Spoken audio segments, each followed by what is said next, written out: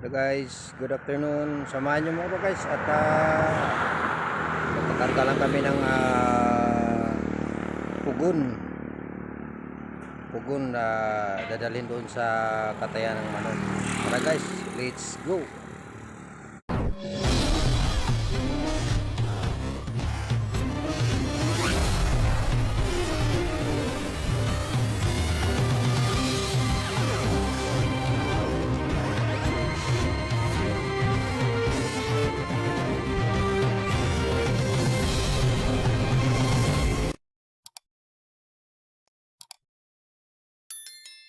Guys, good afternoon.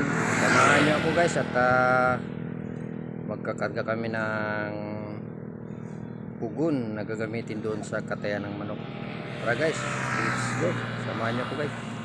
Yan na guys, nakarga na nga pala. Karga ng mga pugon na dito na sa sasakyan. Yan. Dito guys, ang ilalagay dyan sa taas ay laphang, yung pinagagilitan ng palay. Yan ang panggatong yan guys. Yan, ito na. Dalawa po yung mailalagay dito, yung pinaka drum.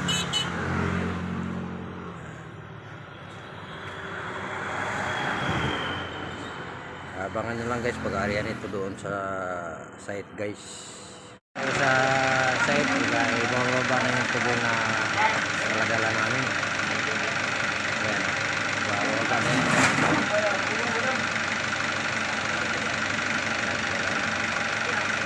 Aarian na yan.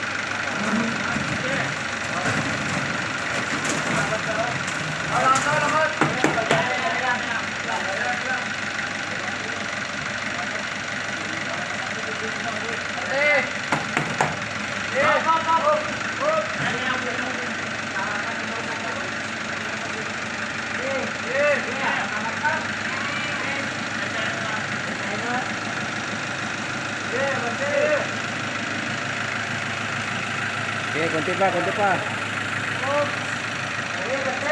Okay. Labas na, labas. Ayan na guys. Ayan na yung pugon na binababa na guys. Ito yung kanyang alulod.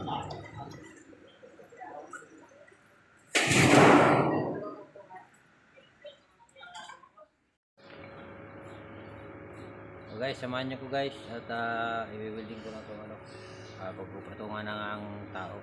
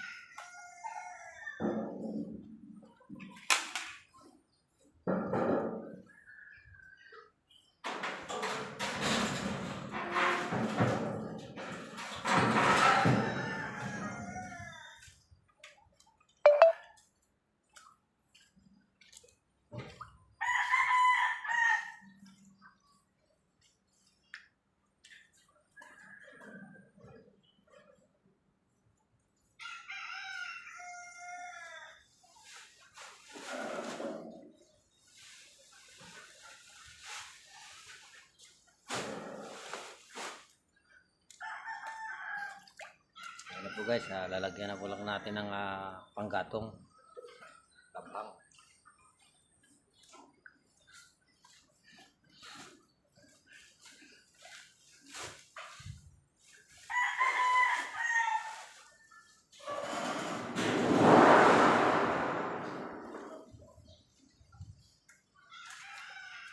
Labang po ito ng palay guys, yung pinaggilingan. Ito po yung ginagatong namin sa pugon.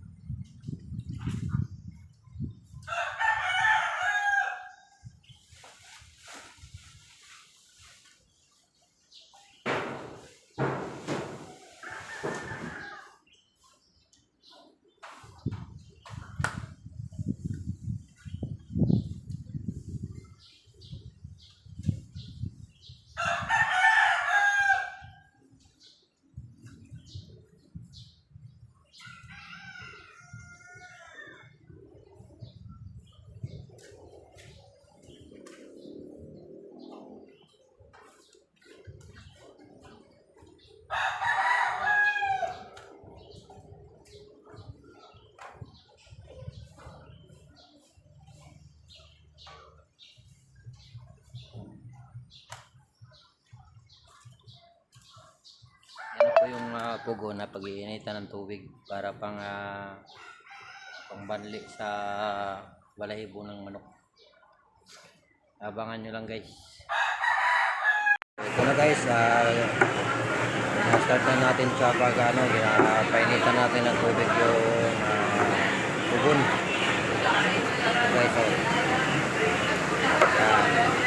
nainit yung kanyang tubig guys.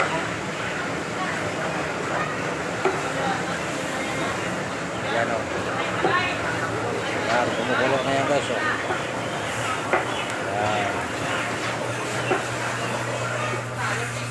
Yung kanyang gatong niyan guys ay labang po yan. Yung pinaggilingan ng palay, yan po yan ang gatong niya.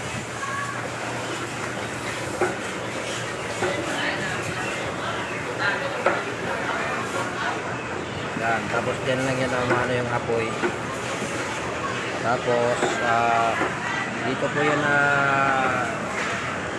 ginagalaw siya para bumaba yung pinaka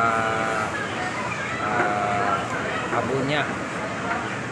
Yan guys, oh, yan. Yan, ganun lang guys. Pagariya. Yung kanyang usok niyan ay doon po yan sa itaas. Yan lang lagos guys. Ayan o.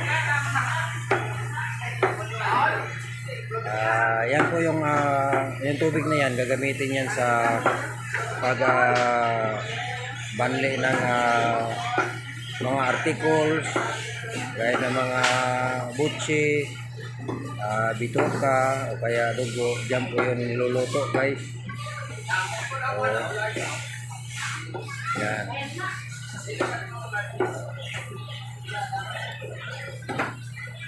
Ito na po yung bagong pugo na nakita nyo guys na ibinaba doon sa sasakyan.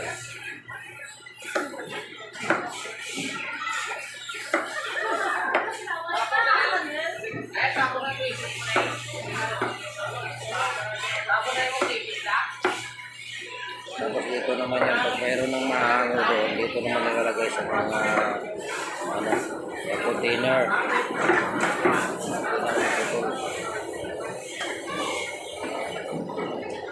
Kulo na, pwede na yan.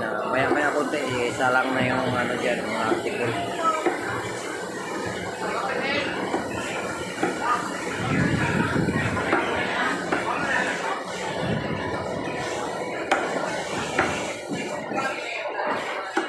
So, may kalab-shoutout dyan kay Ma'am Darla Jean, kay FB23 ng Singapore, kay Ate Arsinia, kay Ate Imbi ng Germany, kay Bisaya ng Australia, may kalab-shoutout, kay Tony Dasok, kay Cynthia Asuncion, may kalab-shoutout, kay Sanjong, may kalab-shoutout, kay Malo, kay Maria Dinay in Germany, okay.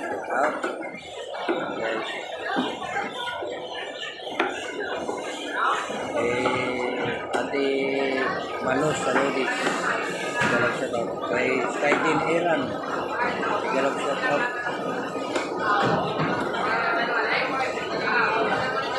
Si Marty TV Official, kay Idol Rick TV Official, galap shout out. Ito na Idol Rick, yung bagong pupo na sit up. Yan, ginawa ko ng patungan ng tao para pag umakyat dyan ay abot-abot mo yung pag kay Idol Bert window may galang set out.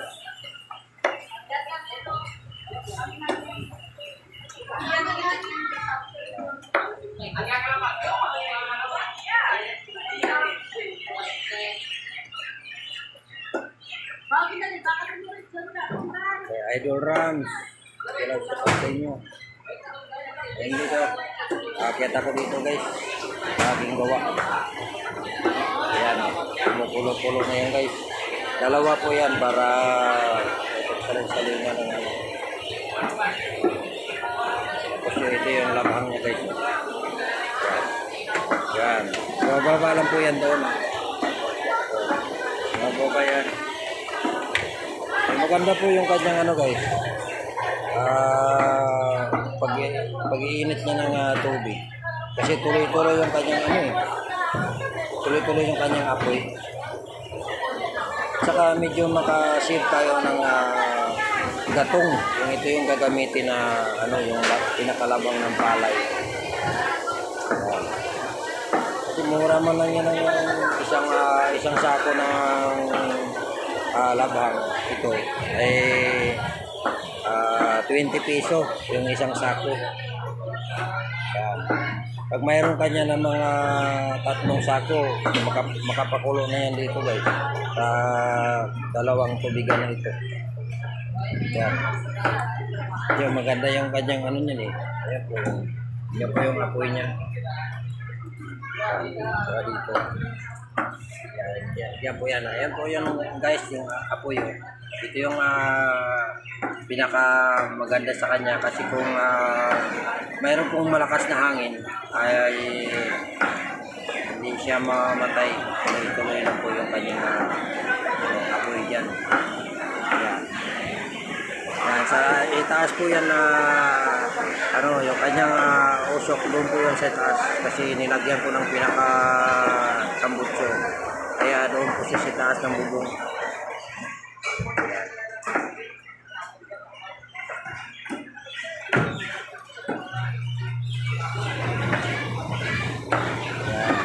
Na guys.